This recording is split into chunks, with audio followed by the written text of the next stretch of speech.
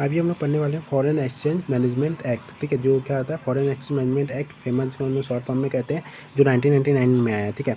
यहाँ पे सिंपल अगर हम लोगों को देखा जाए तो यही बात देखना है कि अगर कोई भी एक्सपोर्ट कर रहा है, कोई भी इंपोर्ट कर रहा है, अब कोई भी एक्सपोर्ट करेगा तो उसके पास क्या आएगा, एक्सपोर्ट करेगा तो उसके पास तो डॉलर में आएगा, मतलब फॉरेन करेंसी आएगा। कोई इंपोर्ट करेगा तो इंपोर्ट करने के लिए अब उसको चाहिए होगा, हम लोगों को डॉलर चाहिए होगा। तो अब जो इसके पास डॉलर आया वो बैंक में जाके सिंपल सी बात बोलेगा कि हमको डॉलर मतलब आप रख लीजिए और पैसा हमको दे दीजिए। तो वो 80 लाख दे दिया, $1 दिया, मतलब $1 मिलियन दिया और उसको 80 लाख रुपया मिल गया। अब ये जिसको डॉलर चाहिए तो अब वो जाएगा बैंक के पास कि हमको $2 मिलियन आप रखिए और हमको 1,60,000 रुपया दे दीजिए, ठीक है। जो भी है काउंटिंग हम लोग यहाँ पे समझना है, मेन मोटिव समझना है, ठीक है। तो यहाँ पे इतना दे दीजिए, 1,60,00,000 दे दीजिए। तो पैसा जब आया बैंक के पास और पैसा यहाँ पे जा रहा है, तो पैसा आना जाना, तो इसी को हम लोग फॉरेन एक्सचेंज रिजर्व कहते हैं, ठीक है। यहाँ पे उतना खास कुछ समझना नहीं है। फिर बाद में यही आया कि 1991-90 में चंद्रशेखर का सरकार था, उसके बाद 1991 में आया PB नरसिम्हा राव का क्या बोलते हैं सरकार आया, जो कि फाइनेंस मिनिस्टर उस समय कौन था, मनमोहन जी थे। और 1981 में इकोनॉमिक क्राइसिस हो गया था, लिबरलाइजेशन स्कीम लाया गया कि अब जो भी है कहीं भी बाहर से इंडिया में जो है वो इन्वेस्ट कर सकता है और इंडिया वाला कहीं भी बाहर में इन्वेस्ट कर सकता है, वो आया। उसके बाद पहले हम लोगों का क्या था, फेरा था, ठीक है, फॉरेन एक्सचेंज रेगुलेशन एक्ट हम लोग का पहले चलता था 99 से पहले। उसके बाद क्या आया, 1999 में फेमा आया, क्या आया, फेमा आया, ठीक है, वहीं से जन्म हुआ फेमा का। अब हम लोग पढ़ते हैं पर्पस ऑफ द एक्ट। इस एक्ट का पर्पस क्या है, and act to consolidate and amend law, and act to consolidate and amend law relating to forex with an objective of, जिसका ऑब्जेक्टिव क्या है, facilitating external trade and payment, promoting orderly development and maintenance of forex market in India, ठीक है। उसके बाद यहाँ पे regulatory authority, इसको रेगुलेट कौन करता है, इसको रेगुलेट करता है RBI, ठीक है। उसके बाद क्या बोला कि कंसर्न अथॉरिटी कौन है, तो कंसर्न कौन करता है, कंसर्न इसको करता है ED, मतलब कंप्लायंस के लिए करता है, ये कंप्लायंस के लिए करता है, ये रेगुलेट RBI करता है और ED जो है वो कंप्लायंस के लिए करता है, ठीक है। ईडी क्या क्या देखता है, एक तो फेमा एक्ट देखता है और एक PLMA एक्ट देखता है, जो क्या आता है मनी लॉन्ड्रिंग एक्ट कहता है। उतना इंपॉर्टेंट नहीं है सब, ठीक है, यहाँ से इंपॉर्टेंट है जो कि तुमको याद भी करना है। क्या बोला, फेरा वर्सेस फेमा क्या है, तो ये सब एग्जाम में पूछ सकता है। फेरा वर्सेस फेमा क्या है, पार्टिकुलर फेरा वर्सेस फेमा। पार्टिकुलर में 5 को है, याद रखना होगा। ऑब्जेक्टिव है, पर्सिडेंट रेसिडेंस इन इंडिया है, स्ट्रिक्टनेस है, मीन्स रिया है जिसका मतलब है गिल्टी माइंड, और एक कंपाउंडिंग है। ऑब्जेक्टिव क्या है, कंजर्व फॉरेक्स, बोलो मेरे साथ, ऑब्जेक्टिव क्या है, कंजर्व फॉरेक्स। फिर दूसरा फेमा में क्या है, प्रमोट एंड डेवलप फॉरेक्स, ठीक है। पर्सनल रेसिडेंस इन इंडिया में क्या है, सिटीजन है और स्टे है। स्ट्रिक्टनेस में क्या है, forest transaction in prohibited unless permitted है, और forest transaction is permitted unless prohibited है। मीन्स रिया गिल्टी माइंड में क्या है, presumption of existence mens rea है, mens rea not presumes responsibility of prosecution to prove करना होगा। कंपाउंडिंग में क्या है, इसमें अलाउड नहीं था और इसमें ऑल ऑफेंस आर कंपाउंडेबल है।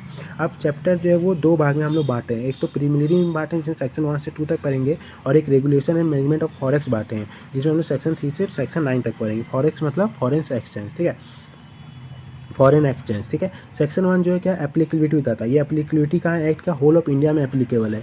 ऑल्सो अप्लाई कहाँ पे अप्लाई होगा, ब्रांच में, ऑफिस में, एजेंसी में जो आउटसाइड इंडिया में है, और ऑन्ड या कंट्रोल किया जाए किसके द्वारा, PRI के द्वारा। PRI मतलब person residence in India. PRI क्या होता है, चलो उसको समझ लेते हैं, ठीक है। सेक्शन 2 में डेफिनेशन है किसका, ये सब का, पर्सन का, PRI का और PROI का, ठीक है। तो चलो पहले हम लोग पर्सन क्या होता है वो जान लेते हैं। पर्सन मतलब कोई भी इंडिविजुअल, कोई भी SGF, कोई भी कंपनी, कोई भी फर्म, कोई भी AOP, BOI, कोई भी आर्टिफिशियल जुडिशियल पर्सन को AGP हम लोग कहते हैं। अब एगो मेन यहाँ पे याद रखना, ये सब तो याद ही होगा यार, टैक्स में पढ़ते आ रहे हो, ठीक है। एनी एजेंसी, ब्रांच या फिर ऑफिस, जिसको शॉर्ट में हम लोग BOA कहते हैं, agency, branch, office, owned and control by such person, ठीक है। यहाँ पे आउटसाइड इंडिया नहीं है, जिससे यहाँ पे था ना कि owned and control by outside India, तो यहाँ पे कोई आउटसाइड इंडिया नहीं है, यहाँ पे owned and control by any person है, ठीक है। PRI क्या होता है, पर्सन रेसिडेंस इन इंडिया क्या होता है, इसको समझ लेते हैं। PRI क्या होता है, तो PRI जो होता है एक बांटे 2 भाग में, एक इंडिविजुअल है और एक आर्टिफिशियल जुडिशियल पर्सन है, ठीक है। PRI इंडिविजुअल क्या है, पर्सन रेसिडेंस इन इंडिया, जो पर्सन रेसिडेंस इन इंडिया का for more than for more than है, ध्यान रखना मोर देन है, इक्वल टू नहीं है, मोर देन 182 दिन से ज़्यादा जो रहता हो, 182 दिन से जो ज़्यादा रहता हो, ठीक है, इन प्रीसीडिंग फाइनेंशियल ईयर में। मतलब यहाँ पे बोला कि कोई भी अगर रेसिडेंस इंडिया में कोई भी पर्सन रहता है 182 दिन से ज़्यादा प्रीसीडिंग फाइनेंशियल ईयर में, तो उसको हम लोग पर्सन रेसिडेंस इन इंडिया मान लेंगे। लेकिन यहाँ पे इंक्लूड नहीं करेंगे, किसको इंक्लूड नहीं करेंगे, वो पर्सन जो जा रहा है outside India, person who goes outside India for employment, outside India के लिए जा रहा हो, कैरिंग ऑन बिजनेस या प्रोफेशन या वोकेशन आउटसाइड इंडिया के लिए जा रहा हो, या अदर पर्पस के लिए जा रहा हो, वेयर इंटेंशन जो है आउटसाइड इंडिया में रुकने का है, इज फॉर अनसर्टेन पीरियड के लिए। मतलब कोई भी पर्पस जिसका इंटेंशन क्या है, स्टे करना आउटसाइड इंडिया में अनसर्टेन पीरियड के लिए, वो सबको हम लोग यहाँ पे इंक्लूड नहीं करेंगे। लेकिन a person who come to India to visit in either cases, लेकिन वो पर्सन जो आ रहा है इंडिया में विजिट करने के लिए, उसको हम लोग पर्सनल रेसिडेंस इंडिया मान लेंगे। लेकिन छोड़ के किसको, मतलब इसको भी हम लोग नहीं मानेंगे, जो पर्सन जो है था वो इंडिया में आ रहा है, सॉरी गलत हो गया, a person who comes to India, जो पर्सन इंडिया आ रहा है विजिट करने के लिए, उसको भी हम लोग जो है वो पीआरआई नहीं मानेंगे। लेकिन एक्सेप्शन है कुछ कि if the person comes to India, लेकिन वो पर्सन आ रहा हो इंडिया में, किस लिए आ रहा हो, एम्प्लॉयमेंट आउटसाइड इंडिया के लिए आ रहा हो, बिजनेस के लिए आ रहा हो, वोकेशन के लिए आ रहा हो, अनसर्टन पीरियड के लिए आ रहा हो, तो उसको हम लोग पीआरआई मान लेंगे। कुछ इल्लू हम लोग देखेंगे, इलस्ट्रेशन, तब हम लोग समझ आ जाएगा। हम लोग पहले आर्टिफिशियल जुडिशियल पर्सन भी देख लेते हैं। मान लो कि एक टाटा मोटर कहाँ पे है, वो इनकॉर्पोरेटेड इनसाइड इंडिया है, तो वो पीआरआई हो गया, ठीक है।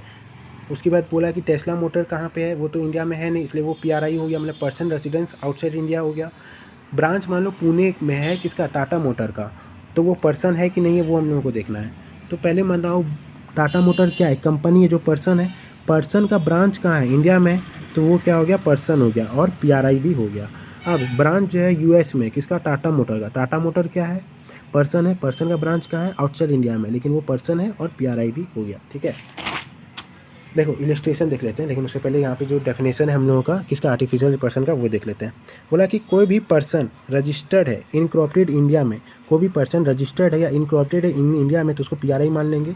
कोई भी बुक ऑफ, मतलब बुक ऑफ अकाउंट नहीं है भाई, गलती करोगे, ब्रांच ऑफिस और एजेंसी इंडिया में ऑन्ड या कंट्रोल किया जाए PROI के द्वारा, मतलब पर्सन रेसिडेंस आउटसाइड इंडिया के द्वारा, तो उसको भी हम लोग पीआरआई मान लेंगे। कोई भी बुक, फिर बुक ऑफ अकाउंट बोल रहे हो, बुक ऑफ अकाउंट नहीं है भाई, ब्रांच ऑफिस और एजेंसी आउटसाइड इंडिया है, owned and control by person residence in India किया जाए, तो वो भी पीआरआई ही होगा। समझेंगे, कोई दिक्कत नहीं, समझ नहीं आया तो। अब देखो एग्जांपल देख लेते हैं पहला वाला का।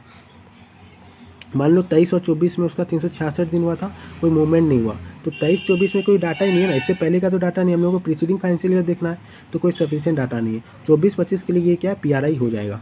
23-24 में 182 दिन रहा और 365 दिन रहा, 23-24 का तो कोई डाटा ही नहीं है, नो डाटा। और 24-25 के लिए ये क्या होगा, पीआरआई होगा, नहीं होगा, क्यों, 182 दिन से ज़्यादा होना चाहिए, तो 182 दिन है, इसलिए पीआरआई OI हो जाएगा।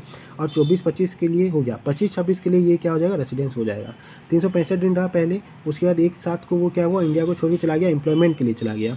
तो देखो अब 23-24 के लिए तो कोई डाटा नहीं है, 24-25 के लिए दो भाग देखेंगे, 1/4 से लेके 31/6 तक वो क्या है, पीआरआई है, लेकिन 1/7 से लेके वो क्या हो गया, PROI हो गया। यदि वो एम्प्लॉयमेंट के लिए जा रहा है, बिजनेस के लिए जा रहा है, या कोई अनसर्टेन पीरियड के लिए जा रहा है, तो वो क्या हो जाता है, PROI हो जाता है, ठीक है। 365 दिन 23-24 में रहा, तो 24-25 में क्या हुआ कि 24 के बाद वो एक साथ को एजुकेशन के लिए 3 साल के लिए चला गया। तो अब हम लोगों को यहाँ बताना है, ठीक है। 24-25 दो भाग में बट जाएगा, 1/4 से लेके 30/6 तक वो पीआरआई होगा, लेकिन 1/7 से लेके वो क्या हो जाएगा, PROI हो जाएगा। क्यों, क्योंकि यहाँ पे आरबीआई ने एक क्लैरिफिकेशन दिया कि यदि एक स्टूडेंट लीव करता है इंडिया को फॉर हायर स्टडी के लिए, then shall be the treat as PROI, इसको मान लेंगे, ठीक है। यदि 23-24 में 183 दिन रहता है और 365 दिन रहता है 24-25 में, कब रहता है, 24-25 में रहता है, ठीक है। तो बोला कि, और वो बोला सिटीजन नहीं है इंडिया का, सिटीजनशिप नहीं है, तो क्या वो 24-25 में इंडिया होगा, पीआरआई होगा। तुम लोग बोलोगे नहीं होगा क्योंकि वो सिटीजन नहीं है। अरे भाई हम लोग सिटीजन नहीं देखते, हम लोग यहाँ पे स्टे देखते हैं। हम लोगों ने डेफिनेशन में देखा था ना, देखो पर्सन रेसिडेंस इन इंडिया, फेरा में हम लोग देखते थे सिटीजन, फेमा में हम लोग स्टे देखते हैं, कितना दिन वो रुका। तो देखो citizenship is not relevant to determine the residential status unlike in case of FERA, ठीक है, तो वो रेसिडेंस हो जाएगा। अब in the case of FEMA residential status is not for the year but a period unlike in the income tax. मतलब बोला कि फेमा में 1 साल तुम रुका, ये ऐसा नहीं चाहिए। मतलब कि अगर तुम एक पीरियड के लिए भी रुका, 183 दिन 182 दिन से ज़्यादा रुका तो तुम हो जाएगा। एक पीरियड तुम अगर स्टे करते हो तो तुम रेसिडेंशियल स्टेटस तुम प्राप्त कर लोगे। हमको नहीं चाहिए तुम 1 साल रुको। यहाँ देखो टाटा मोटर लिमिटेड क्या PRI होगा, क्योंकि वो इंडिया का कंपनी है। टेस्ला मोटर यूनाइटेड स्टेट का कंपनी है तो वो PRI हो जाएगा। ब्रांच जो है पुणे में का टाटा मोटर का, तो वो क्या हो जाएगा, PRI हो जाएगा। ये सब पहले हम लोग देखें। सिंपल यहाँ पे देखते हैं कि अगर PROI का कोई भी अगर ब्रांच जो है वो इंडिया में है तो वो तो PRI होगा। और PRI इंडिया का कंपनी यदि वो कंट्रोल करता है किसको, दुबई का कंपनी को कंट्रोल करता है, उसका ब्रांच है दुबई में, PRI जो इंडिया में ब्रांच है उसका ब्रांच है दुबई में, तो वो भी PRI ही होगा। अब डेफिनेशन देखते हैं। डेफिनेशन यहाँ पे हम लोग 4 डेफिनेशन देखेंगे। हमने यहाँ पे 4 गो डेफिनेशन देंगे। Capital account transaction and current account transaction देखेंगे, एक ऑथराइज्ड पर्सन का देखेंगे, फॉरेन करेंसी फॉरेन एक्सचेंज का देखेंगे और एक फॉरेन सिक्योरिटी का देखेंगे। तो चलो पहले हम लोग क्या देखेंगे, पहले हम लोग